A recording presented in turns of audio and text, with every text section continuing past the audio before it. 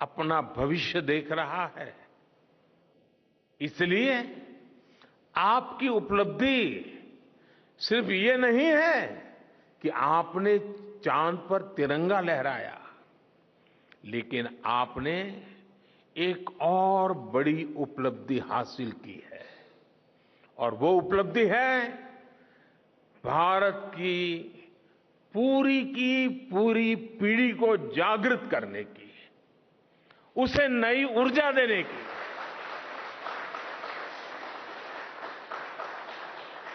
आपने एक पूरी पीढ़ी पर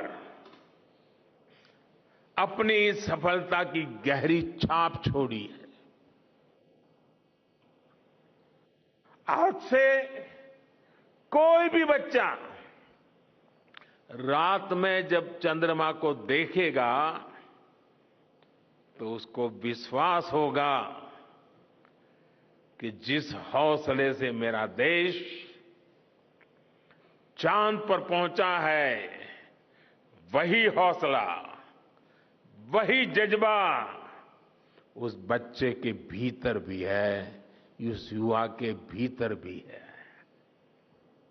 आज आपने भारत के बच्चों में आकांक्षाओं के जो बीज बोए हैं, कल वो वट वृक्ष बनेंगे और विकसित भारत की नींव बनेंगे।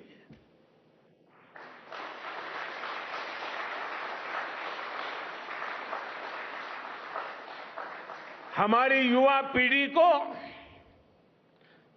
निरंतर प्रेरणा मिलती रहे, इसके लिए एक और निर्णय लिया गया है। 23 अगस्त को जब भारत ने चंद्रमा पर तिरंगा फहराया, उस दिन को अब हिंदुस्तान नेशनल स्पेस डे के रूप में मनाया जाएगा।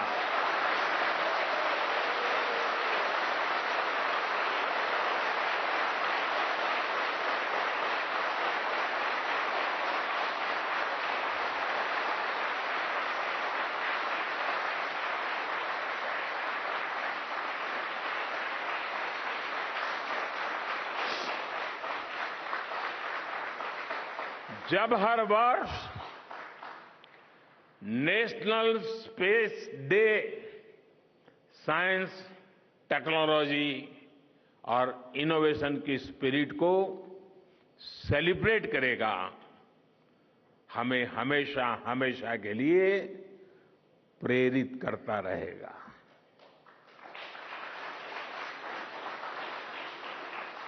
मेरे परिवारजनों, आप भी जानते हैं कि स्पेस सेक्टर का जो सामर्थ्य है, वो सैटेलाइट लॉन्च करने या अंतरिक्ष की खोज से कहीं ज्यादा बड़ा है। स्पेस सेक्टर की एक बहुत बड़ी ताकत है जो मैं देखता हूं, वो है ईज ऑफ लिविंग और ईज ऑफ गवर्नेंस। आज देश में स्पेस एप्लीकेशंस को गवर्नेंस के हर पहलू से जोड़ने की दिशा में बहुत बड़ा काम हुआ है। आप लोगों ने जब मुझे प्रधानमंत्री के रूप में काम का दायित्व दिया, तो प्रधानमंत्री बनने के बाद मैंने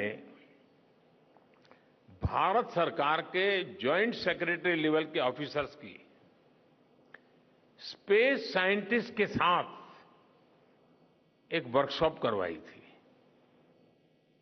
और इसका मकसद ये था कि गवर्नेंस में, शासन व्यवस्था में ट्रांसपेरेंसी लाने में स्पेस सेक्टर की ताकत का ज्यादा से ज्यादा इस्तेमाल कैसे करें। तब किरण जी शायद हम लोगों के साथ काम करते थे। इसी का नतीजा था जब देश ने स्वच्छ भारत अभियान शुरू किया, शौचालयों का निर्माण शुरू किया, करोड़ों घरों को बनाने का अभियान चलाया, तो इन सब के मॉनिटरिंग के लिए, उसकी प्रगति के लिए स्पेस साइंस ने बहुत मदद की।